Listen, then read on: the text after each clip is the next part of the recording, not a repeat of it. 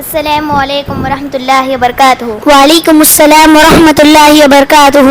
لا الہ الا اللہ کا صحیح ترجمہ کیا ہے؟ نہیں ہے کوئی سچا معبود سوائے اللہ کے۔ کلمہ طیبہ کے ترجمہ نہیں ہے کوئی معبود سوائے اللہ کے، کیوں صحیح نہیں؟ قرآنی آیات اور عینی مشاہدین سے معلوم ہوتا ہے کہ ہر زمانے میں ناحق معبودان رہتے ہیں، اسی لیے ان کے وجود کا نہیں بلکہ ان کے سچے ہونے کا انکار کیا جائے گا۔ کلمہ طیبہ کے ترجمے میں سچے یا حقیقی کا اضافہ کرنا کیوں ضروری ہے؟ اللہ نے فرمایا کہ اللہ ہی حق ہے اور اس کے سوا جسے مشرکین پکارتے ہیں وہ باطل ہے۔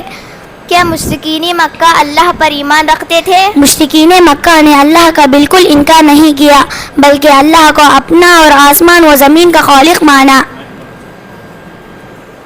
کلمہ طیبہ کی پہلی خصوصیت بیان کیجیے۔ کلمہ طیبہ کی پہلی خصوصیت یہ ہے کہ اس کے تمام حروف جوفی ہیں، یعنی اس کلمے کو صرف زبانی طور پر ادا نہ کیا جائے بلکہ اسے دل کی گہرائیوں سے ادا کیا جائے۔ کلمہ طیبہ کی دوسری خصوصیت بیان کیجیے۔ کلمہ طیبہ کی دوسری خصوصیت یہ ہے کہ وہ نقطے والے حروف سے خالی ہے، جو اس بات کی طرف اشارہ ہے کہ بندہ اللہ کے سوا تمام باطل معبودوں سے بیداری ظاہر کرے۔